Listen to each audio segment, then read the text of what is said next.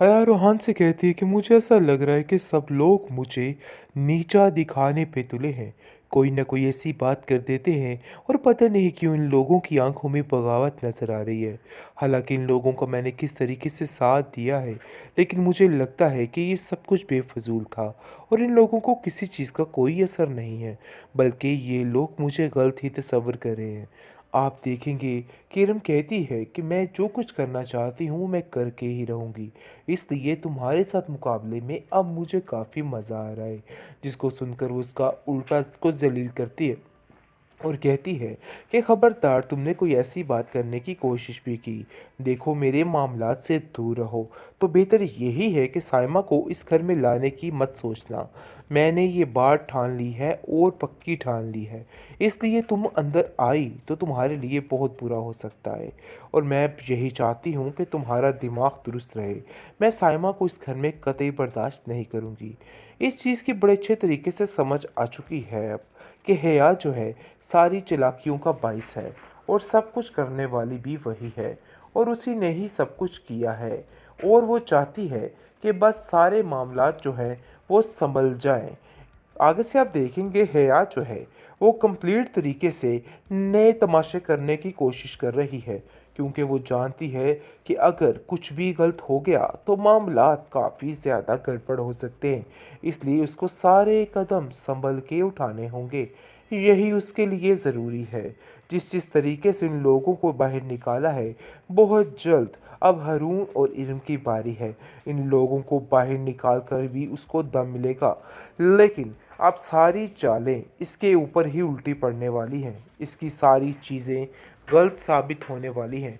जो कुछ वो करना चाह रही थी उसके हाथ कुछ भी नहीं है। हया की वजह से वो इस घर में दोबारा कदम नहीं रखना चाहती और वो जानती है इस बात को बड़े अच्छे तरीके से कि अगर वो दोबारा इस घर में आई तो मामले काफ़ी ज़्यादा ख़राब हो जाएंगे, जिसकी वजह से उसको इस बात की काफ़ी टेंशन हो चुकी है।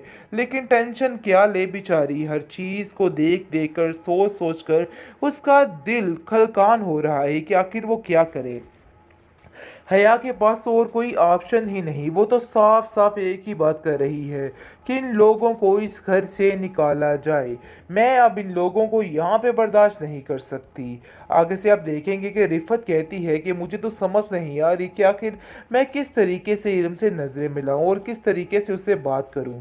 मुझे ऐसा लगता है कि मुझे उससे जाके माफ़ी मांग लेनी चाहिए, क्योंकि उस घर में जो कुछ भी किया गया था वो सब कुछ हया का था। और अब हमें जितनी जल्दी हो सके इन सब बातों को समझ जाना चाहिए। इसी में ही सबकी भलाई है, वरना मामला बहुत ज़्यादा पेचीदा हो जाएंगे और अब किसी किस्म का रिस्क नहीं लिया जा सकता, क्योंकि जो कुछ हया मैडम करना चाह रही थी सो उसने कर लिया। लेकिन अब उल्टी गिनती गिननी शुरू कर दें, क्योंकि अब बहुत जल्द हया की स्लीटें बारी बारी खुद के सामने आने लगी हैं और हर कोई इस चीज़ को समझने लगा है कि आखिर ये सब कुछ क्या है। आप देखेंगे कि मुबारक मस्तूर साफ साफ कह देती है कि देखो इस घर में तुम्हारी बिल्कुल भी नहीं चलेगी, लेकिन हारून भी उसको इसका हक दिलवा कर ही दम लेगा और कहेगा कि नहीं भाई, इसका पूरा पूरा हक है। जैसा कि सब लोग इस घर में बिखर चुके हैं, अब मैं मज़ीद कुछ भी बिखरने नहीं दूंगा। और आपकी आंखों पर हया की जो पट्टी बंधी हुई है ना, उसको उतारना ही मेरा काम है। और मैं आपसे बस अब यही कहना चाहता हूँ कि हया नामी पट्टी को अपनी आंखों से उतार देना ही बेहतर है, वरना मामलात बहुत ज़्यादा खराब हो सकते हैं।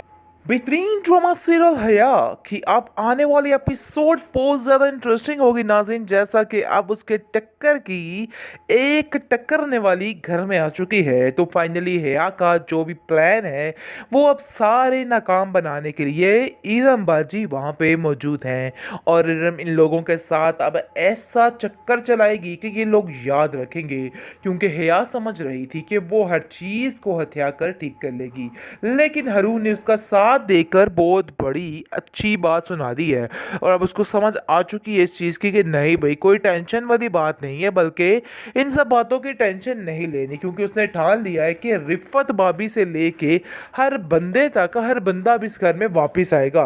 और इस चीज़ की खुशी बहुत ज़्यादा हो रही इरम को, लेकिन हया को कहीं ना कहीं मामलात समझ आ रहे हैं कि आखिर आगे क्या होने वाला है और कोई उसके टक्कर कर आकर उसको क्या करने वाला है, जो कि अपने आप को बहुत तीस मार खान समझने की कोशिश कर रही थी। और उसको ऐसा लग रहा था कि जैसे बस उसी का ही होल्ड है। वो तो इस कदर बेबस हो चुकी है कि साफ साफ कह उठती है कि नहीं भाई, अब इन लोगों को यहाँ से निकालना ही होगा। जिस पर मुबारक मस्तूर कहती है कि तुम्हारा दिमाग ख़राब हो चुका है या तुम नहीं समझ पा रही इस बात को। तुम नहीं जानती कि घर के मामलात कितने पेचीदा है। अगर मैंने उन्हें यहाँ से भेज दिया तो मामलात बहुत ज़्यादा ख़राब हो जाएंगे।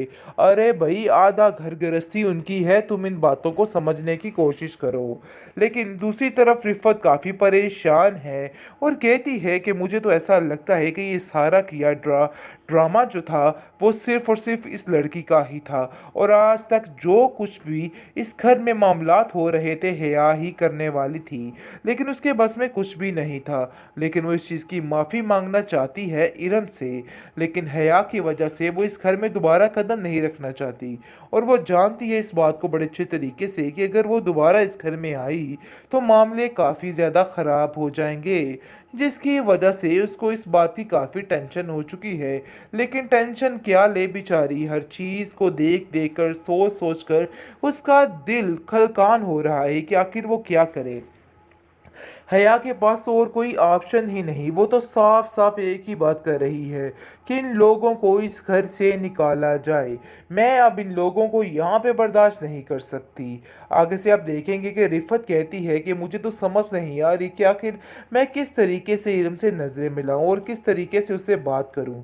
मुझे ऐसा लगता है कि मुझे उससे जाके माफ़ी मांग लेनी चाहिए, क्योंकि उस घर में जो कुछ भी किया गया था वो सब कुछ हया का था। और अब हमें जितनी जल्दी हो सके इन सब बातों को समझ जाना चाहिए, इसी में ही सबकी भलाई है। वरना मामला बहुत ज़्यादा पेचीदा हो जाएंगे और अब किसी किस्म का रिस्क नहीं लिया जा सकता, क्योंकि जो कुछ हया मैडम करना चाह रही थी सो उसने कर लिया। लेकिन अब उल्टी गिनती गिननी शुरू कर दें, क्योंकि अब बहुत जल्द हया की स्लीटें बारी बारी खुल के सामने आने लगी हैं और हर कोई इस चीज़ को समझने लगा है कि आखिर ये सब कुछ क्या है। आप देखेंगे कि मुबारक मस्तूर साफ साफ कह देती है कि देखो, इस घर में तुम्हारी बिल्कुल भी नहीं चलेगी। लेकिन हारून भी उसको इसका हक दिलवा कर ही दम लेगा और कहेगा कि नहीं भाई, इसका पूरा पूरा हक है। जैसा कि सब लोग इस घर में बिखर चुके हैं, अब मैं मज़ीद कुछ भी बिखरने नहीं दूंगा। और आपकी आंखों पर हया की जो पट्टी बंधी हुई है ना, उसको उतारना ही मेरा काम है। और मैं आपसे बस अब यही कहना चाहता हूँ कि हया नामी पट्टी को अपनी आंखों से उतार देना ही बेहतर है, वरना मामलात बहुत ज़्यादा ख़राब हो सकते हैं।